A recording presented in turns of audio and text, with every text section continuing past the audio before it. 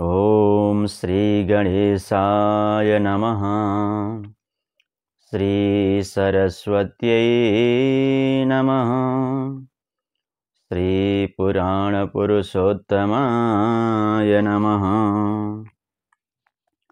यं ब्रह्मा वरुणेन्द्ररुद्रमरुतः स्तुन्वन्ति दिव्यैस्तवैर् वेदैः साङ्गपदक्रमोपनिषदैर्गायन्ति यं सामगाः।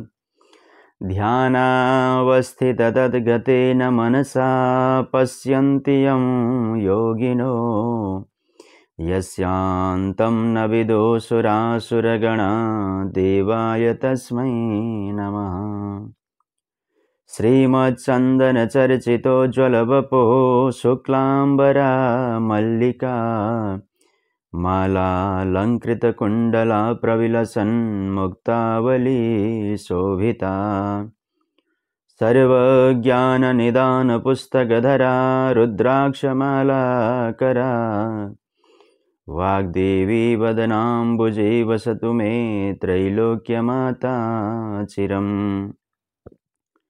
मूकं करोति वाचालं पङ्गुं लङ्घयते गिरिं यत्कृपातमहं वन्दे परमानन्दमाधवम्। नमो भगवते तस्मै व्यासायामिततेजसे यस्य प्रसादाद् वक्ष्यामि नारायणकथामिमाम्। नारायणं नमस्कृत्य नरं चैव नरोत्तमं देवीं सरस्वतीं व्यासं ततो जयमुदीरयेत्। नमस्तेऽस्तु जगन्मातः स्वस्थानि सर्वमङ्गले तव प्रसादाद् देवेशी कथा पूर्ण भवेत् मम। श्रोतृवृन्द, देश तथा परदेशबाट यस युट्युब च्यानलका माध्यमबाट श्री स्वस्थानी परमेश्वरीको व्रतकथालाई श्रवण गरिरहनुहुने सम्पूर्ण भक्त सज्जनलाई हार्दिक स्वागत तथा नमन गर्दै हामीले नित्य प्रति श्री स्वस्थानी व्रतकथा प्रत्येक दिन एक अध्यायको क्रमले श्रवण गरिरहेका छौं। यहाँहरू सबैले बडो आनन्दका साथमा श्री स्वस्थानी परमेश्वरीको व्रतकथालाई श्रवण गरिरहनु भएको छ। मेरो मनोज खतिवडा नामक यस युट्युब च्यानलका माध्यमबाट हजुरहरूले श्रवण गरिरहनु भएको श्री स्वस्थानी व्रतकथा अन्तर्गत आज 24वां अध्यायमा रहेर हामी कथा प्रसङ्गलाई श्रवण गर्नेछौँ। हामीले प्रत्येक दिन हजुरहरूलाई कथा श्रवण गराइरहेका छौँ। हिजो 23वां अध्यायसम्म हामीले कथा प्रसङ्ग श्रवण गरेका थियौँ भने यस 24वां अध्यायमा के कस्ता प्रसङ्गहरू रहेका छन्, आउनुहोस् बडो आनन्दका साथमा शान्त भएर श्री स्वस्थानी परमेश्वरीको कथालाई श्रवण गर्नेछौँ। अथ चतुर्विंशोत्सवः। कुमारजी आज्ञा गर्नुहुन्छ, हे अगस्त्य मुनि। तहाँ उपरान्त गोमा ब्राह्मणीले धागाको लरियाली चन्द्र ज्योति नगरका बरहीसित गई मेरा घरमा सप्त ऋषि आएका छन्, तिनैलाई केही खान दिन्छु। यति धागाको पान देऊ भनिन्। यति गोमा ब्राह्मणीले भनेको सुनि बरहीले, हे गोमा बज्यै, पान कति छैन, जति भएको हिजै बेचिसके, नपत्याए हेर भनी छोपी राखेको भाँडा उगारी देखायो। तब भाँडाभरि पान भइरहेको देखी यो के आश्चर्य भयो भनी चिन्ता गरी भन्छ, हे गोमा बज्ये, यस भाँडाको पान हिजै बेचिसकेथे, आज कताबाट आयो? तिमीले मेरा घर सप्त ऋषि आएका छन्, तिनलाई खान दिनुभन्दा यस्तो भयो कि भनी बहुत शर्म मानी तिमी धन्य रहेछौ। त्यो धागो म लिन्न पान लगी ऋषिहरूलाई खान देऊ भनी पान ल्वाङ सुपारी समेत दियो र गोमा ब्राह्मणीले मनमा आनन्द मानी पान ल्वाङ सुपारी लि आउँदा सप्तऋषिहरूलाई देखिनन्। अरू थोक नभए पनि ऋषिहरूलाई पानले सम्मान गरूली भनेको, म पापिनीका हातको पान खानु पर्ला भनी गएछन्। म धिक्कार रहेछु भनी विषाद गर्न लागिन्। धेरै बेरपछि हातमा कुचोली पिर्का उठाई बडारौँ भन्दा ऋषिहरूले छाडी गएका 7वटा सुनका कौडी देखिन्। त्यो द्रव्य पाएपछि ऋषिहरूले बताए झैँ पौष शुक्ल पूर्णिमाका दिनदेखि हात गोडाका नङ काटी स्नान गरी शुचि भई एक भक्त रही एकचित्त गरी नित्य मध्याह्न कालमा श्री महादेवको पूजा गरी रात पर्ने बित्तिकै कोही नहुनाले आफ्ना ओछ्यानमा चरखा उइटा धनु राखी उहिनेर श्री स्वस्थानी परमेश्वरीको कथा कहन्थिन्। यसो गर्दा चन्द्रज्योति नगरका गोठाला केटाकेटीले सुनेर खरको भित्तोलाई हातले केही पन्साई च्याउन लागे। ओछ्यानमा चरखा इँटा धनु राखी एक्लै कराउन लागेको देखेर, हे गोमा ब्राह्मणी बजै, तिमीलाई के भयो र एक्लै यसो गरी कराउँछौ भनी सोधे। तब गोमा भन्दछिन्, हे बालक हो, सुन, सप्तऋषिहरू आई श्री स्वस्थानी परमेश्वरीको व्रत गर भनी उपदेश गरी गए। त्यही व्रत गर्दछु, कराएको होइन। श्री स्वस्थानी परमेश्वरीको कथा भनेको हो। मलाई रोग भएको पनि छैन, बौलाएकी पनि छैन। सुन्ने कोही नहुँदा ओछ्यान चरखा उइटा धनुलाई सुनाउँछु। यति गोमा ब्राह्मणीका वचन सुनि गोठाला केटाकेटीहरूले आफूहरूलाई दिउँसो खान भनी लगेका अन्न छाडी गए। सधैँ गई गोमा ब्राह्मणीले भनेको कथा सुन्थे, जो भएको पनि लगिदिन्थे। यसो गर्दा श्री स्वस्थानी परमेश्वरीका व्रतका प्रभावले गोठाला केटाकेटीका गाईलाई घाँस खोज्न टाढा जानु परेन, नजिकै पाउन लागे। गोमालाई पनि अन्न वस्त्र द्रव्य हुँदै गयो। तहाँ उपरान्त महिना दिन भयो र माघ शुक्ल पूर्णिमाका दिन सम्पूर्ण सामग्री तयार गरी एकचित्त भई श्री स्वस्थानी परमेश्वरीको पूजा ध्यान गरी हातमा अर्घ पात्र लिई, हे श्री स्वस्थानी परमेश्वरी, मेरो पूजादेखि सन्तोष भई मलाई दुःखका समुद्रदेखि पार गर्नुहोस्। फेरि मेरो पुत्र नवराज आफ्ना बाबाको खबर गर्न गएको चाँडो आइपुगोस्। हे निरञ्जनी, फेरि मलाई जगदीश्वर श्री महादेवको भिक्षुको रूप भई डमरुका शब्दले श्राप दिएको नाश गर्नुहोस्। हे निराकार, फेरि मलाई र मेरा पुत्र नवराजलाई हित भावले यस लोकमा सुख सम्पत्ति दिई परलोकमा तपाईका चरण कमलमा बास दिनुहोस्। हे करुणामय, तपाईको जप ध्यान सधैँ मेरा हृदयमा रहोस्। हे जगदीश्वर, तपाईलाई कोटि कोटि नमस्कार छ। हे पिनाकधारी, तपाईको महिमा वर्णन गर्न अनन्त मूर्ति शेष नाग भए सरस्वती भइन्, यिनले पनि नसकेको म जस्तीले के सकौँला भनी स्तुति गरी अर्घ दिइसकी कोटि कोटि प्रणाम गरिन्। प्रसाद झेकी भित्र गई अष्टोत्तर 100मा 8 रोटी 8 कुडका सुपारी सगुन समेत यो मेरो पुत्र नवराजलाई भनी परसारी 100 रोटी आफूले फलाहार गरिन्। रात्रि भयो र ईश्वरीलाई मनले सम्झी जागराम भइरहिन्। त्यसै दिन धेरै रात गएपछि श्री स्वस्थानी परमेश्वरीको व्रतका प्रभावले नवराज आइपुगे र बाहिर बसी हे माता भनी बोलाए।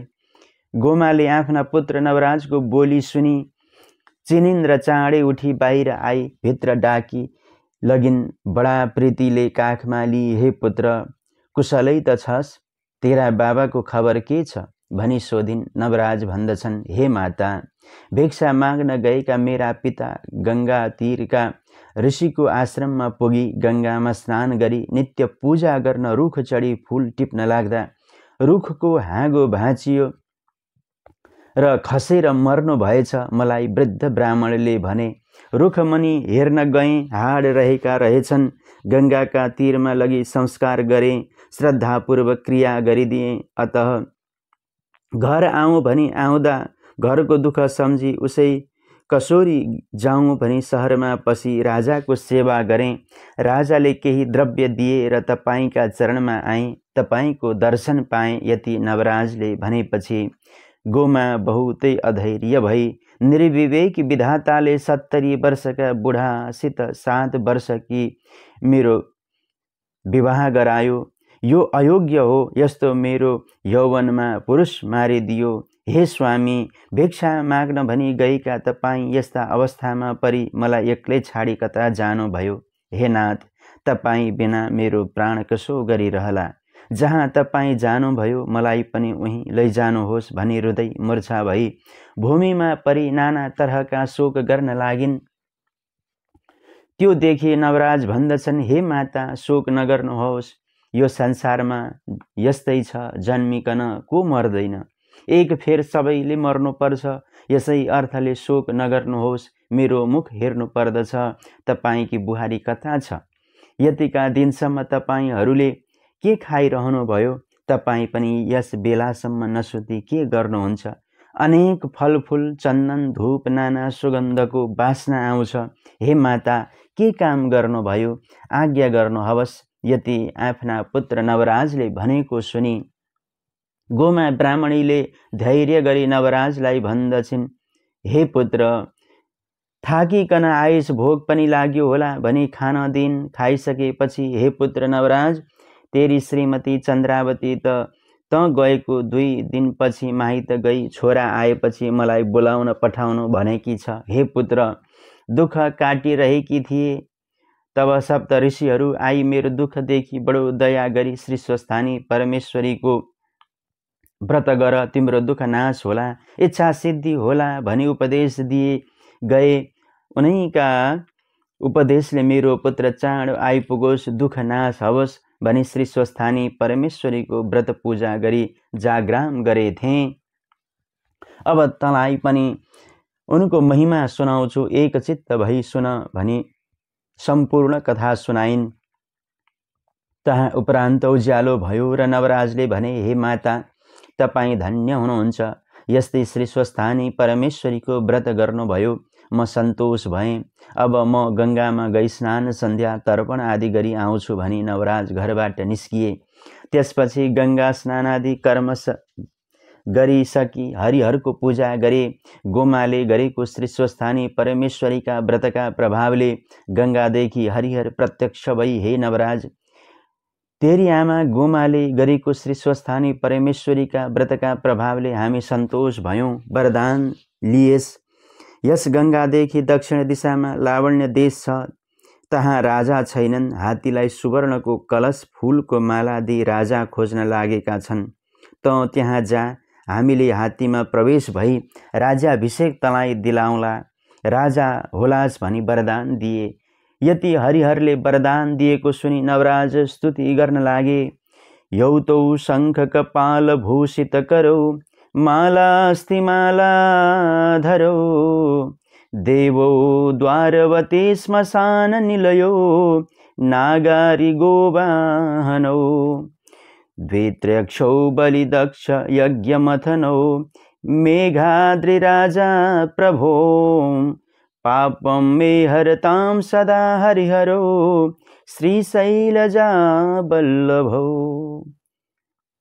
हे हरिहर, हातमा शङ्ख खप्पर लिएका, वनमाला अस्थिमाला लगाएका, द्वारमा श्मशानमा बसेका, गरुड वृषभ वाहन भएका, 2-3 आँखा भएका, बलिराजा र दक्ष प्रजापतिको यज्ञनाश गर्ने भएका, मेघ र हिमालय पर्वतका जस्तो वर्ण भएका, लक्ष्मी र पार्वतीका स्वामी भएका, श्रीवत्स गङ्गा धारण गर्ने भएका यस्ता तपाईहरूले मेरो पाप सदा हरण गरिदिनुहोस्। ममा दया गरी तपाईँले अनाथ भइरहेको मलाई दर्शन दिनुभयो। धन्य रहेछु। मेरी आमाको गर्भमा बास लिएको सफल भयो। हे भक्तवत्सल, तपाईँ कस्ता भने दुष्टजनको नाश गरी साधुजनको रक्षा गर्ने, ब्रह्माण्ड संसार सृष्टि गरी पाप पुण्यको साक्षी भएका यस्ता तपाईँलाई कोटि कोटि नमस्कार छ। तपाईहरूको महिमा वर्णन गर्न हजार जिब्रा भएका शेषनागको पनि शक्ति छैन। अरूको के होला? सधैँ तपाईँका भक्तिमा मेरो चित्त लागिरहोस् भनी नाना स्तुति गरे। हरिहर पनि अन्तर्ध्यान भए। ती नवराजले हरिहरको दर्शन पाएपछि सूर्यका जस्तो तेज भई घर आए। त्यस्तो तेज भएका नवराज छोरालाई गोमाले देखि आश्चर्य मानि भनिन्, हे पुत्र, त आज अति चम्किलो छस्। साँचो हो कि मेरो मनमा भ्रान्ति भएको हो? देवताका राजा इन्द्रभन्दा पनि सुन्दर देख्छु। यति आफ्नी आमाले भनेपछि नवराज पुत्रले हे माता भनी स्नान गर्न जाँदा गङ्गादेखि हरिहर प्रत्यक्ष भएका कुरा, लावण्य देशमा राजा होलास् भनी वरदान दिएको वृत्तान्त कही तपाईंका तपस्याका प्रभावले म यस्तो भएँ भने यति नवराजले कहेको सुनि गोमा खुसी भई भनिन्, हे पुत्र, मेरो पुत्र चाँडो आइपुगोस् भनी श्री स्वस्थानी परमेश्वरीको व्रत गरेथे। राति त आइपुगेस्, तँलाई प्रसाद राखिदिएकी छु, लाग भनिन्। श्री स्वस्थानी परमेश्वरीले तेरो सदा कल्याण गरून्, त पनि सधैँ उनका भक्तिमा चित्त लाएस् भन्दै श्री स्वस्थानी परमेश्वरीको प्रसाद 8 रोटी, 8 बेली पुष्प, 8 यज्ञसूत्र, 8 पान, 8 कुडका सुपारी सगुन समेत दिइन् र हे पुत्र, त हरिहरको आज्ञाले लावण्य देशको राजा भएस् भनी कपालमा हात राखी सन्तोषपूर्वक आशीर्वाद दिइन्। नवराजले पनि हवस् भनी श्री स्वस्थानी परमेश्वरीको प्रसाद खाई महतारीका चरणमा प्रणाम गरी लावण्य देशमा जाँदा भए।